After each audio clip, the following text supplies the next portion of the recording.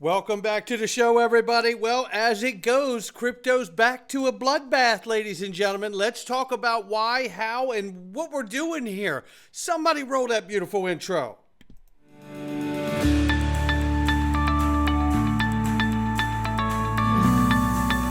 Digital Perspectives with Brad Kimes. Come on in.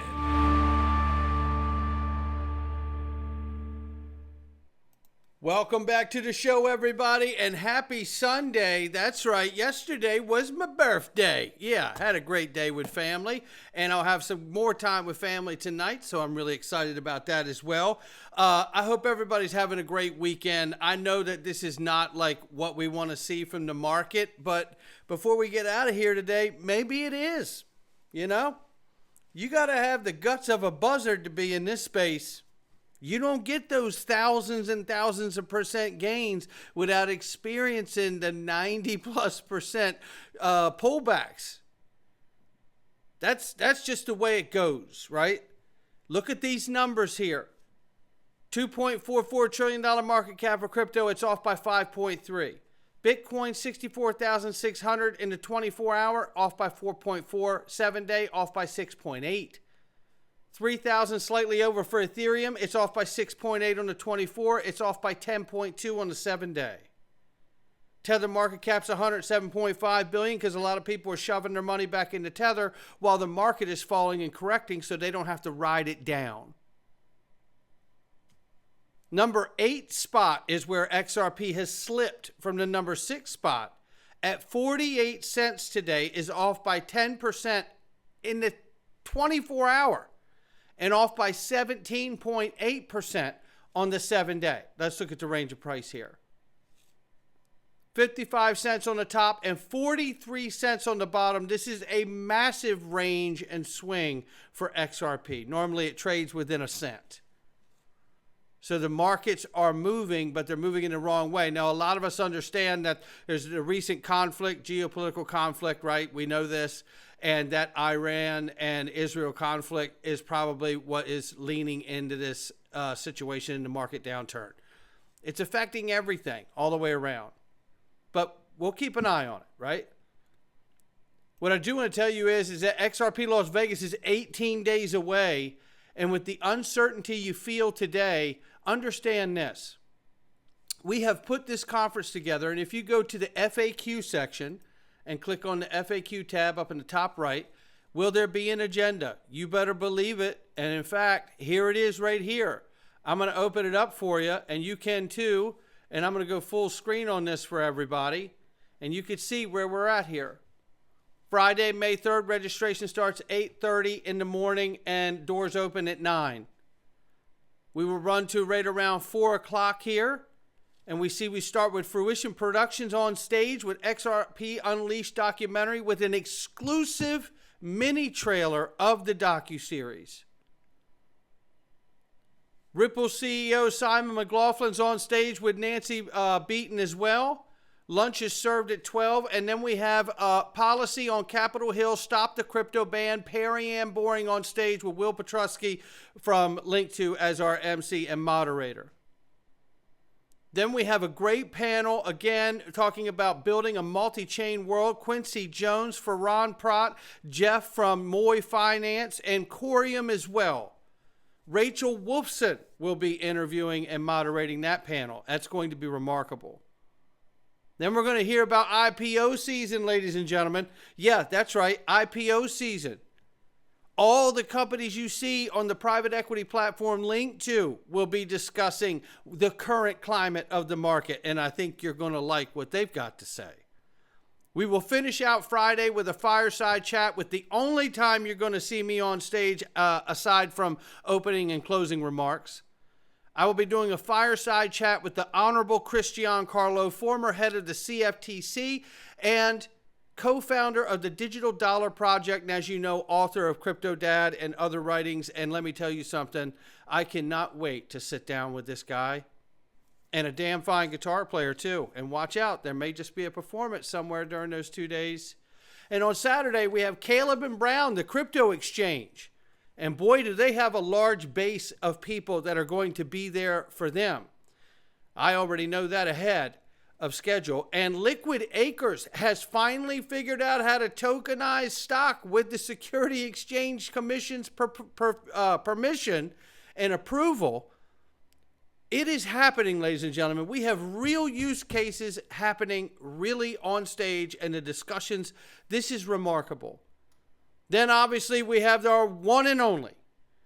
It's John Deaton sits down with James Metalall Man Murphy and talks about his new senatorial candidate run. And then we're going to talk with the CEO of iTrust on stage at 11:20, and that's going to be amazing. Traditional finance versus iTrust Capital. Are you kidding me? If you don't yet know the advantages, you're going to be blown away. Not to mention, I can't wait to hear Kevin Maloney talk about what's going on with all these ETFs in the market, what he might see in the future. For that matter, is iTrust going to go public in 24? I don't know. Maybe a merger acquisition.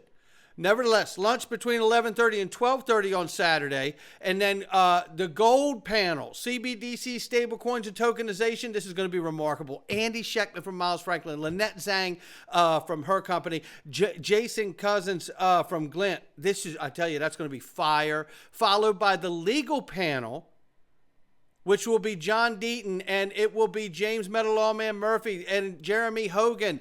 And I'm hoping Cody Carbone as well. We're going to finalize that and get him confirmed, but I'm pretty sure he's going to be on that panel too. And then we have the one and only Ripple CTO, co-founder of the XRP Ledger. It's David Schwartz, talking about the new features and the ever-expanding XRP Ledger and the new launch of stablecoins coming to the Ethereum and XRP Ledger. That is going to be remarkable.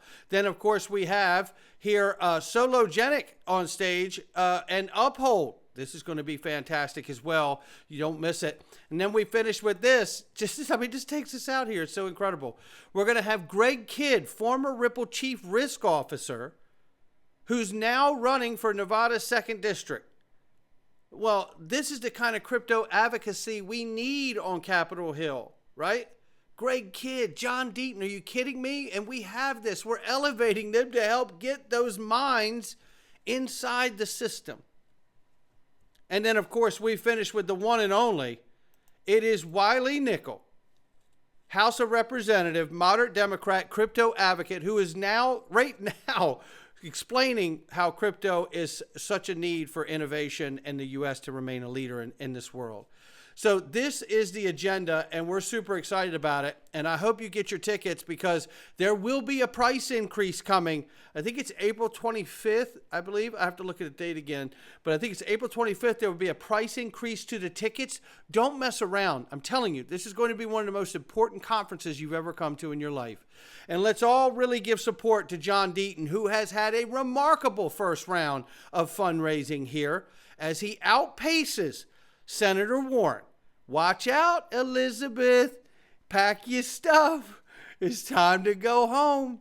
Yeah, the good people of Massachusetts deserve a real leader. Please meet John Deaton for Senate. Then we see this. This is Cody Carbone sharing Chris Dixon, encouraging to see a bipartisan group of senators, including Roger Marshall, in the room to hear about the importance of crypto. And who's there? As we said, Representative Wiley Nickel, who will be on stage at XRP Las Vegas. Now, we could find out how these conversations are going in just, another 18 days or what is it now? I mean, it's coming up so fast. I absolutely love it. I just can't believe how quick it's coming. All right, let's keep this moving. We're going to get into this here. So look, here we go. This is Ripple and Medico, the functional evolution of digital assets. Now, you're going to get it all right here. Here's the reminder in a down market like this. James Wallace is going to lay it out. Currencies, in terms of native cryptos like XRP, Bitcoin, Ethereum, they're not all the same, right? They're not all created equal. I think what's becoming much more popular in the industry now is more sustainable technologies. So the XRP ledger and XRP is, there's no mining or proof of work or proof of stake involved. So the computational cost of validating transactions is almost zero, right? Very, very low cost and very stable in terms of pricing. Stable coins, again, not all created equal. Listen, you have a massive range from the algorithmic type stable coins We all know the Terra story from a few weeks ago. And then now what we're seeing emerging is stablecoins being issued by regulated entities. So I can't give you the names yet, but there's two projects we're working on, one in the UK and one in the US, working with banks that are regulated who will be issuing stablecoins, and the reserves will likely to be held at a central bank in a central bank account. So very different from the algorithmic stablecoin. Now, what's interesting about all that, was a couple things that are interesting about this. One, that he's sharing the information. Two, he's telling us this back when the Luna collapse was happening, that they were working on stablecoin in the US and UK, regulated, working with central banks. And what we find out just in the last few days, that Ripple is launching their own stablecoin. Come on in.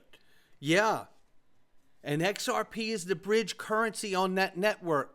The native tokens on the XRP ledger, as James Wallace has told us in the past, isn't XRP. The native token is the CBDCs and stablecoins. The tokenized tokens of value. XRP is merely a bridge used where needed. And that kind of openness and acceptance of what needs to happen and not forcing it to be used is why I believe we're going to see massive adoptions, along with the scalability, efficiency, and security of the network, right?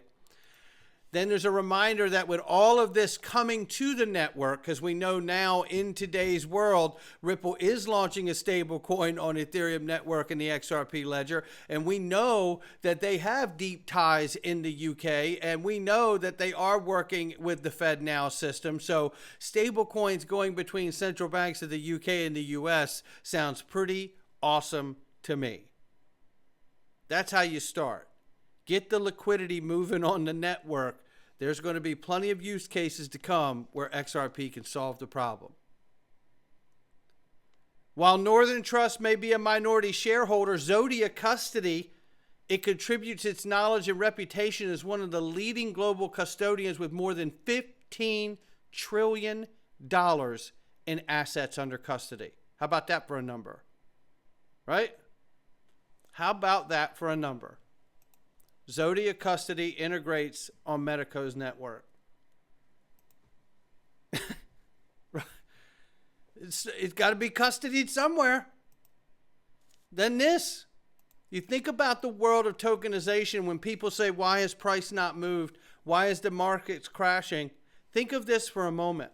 Think of what David Schwartz is about to explain to you, and that on scale, that's not happening.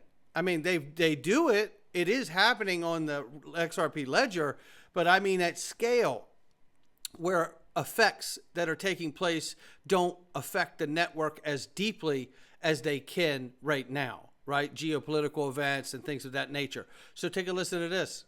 I'm hoping that we're going to see, as real-world asset tokenization projects grow, I think the XRP ledger is going to be a really good platform for them to launch on.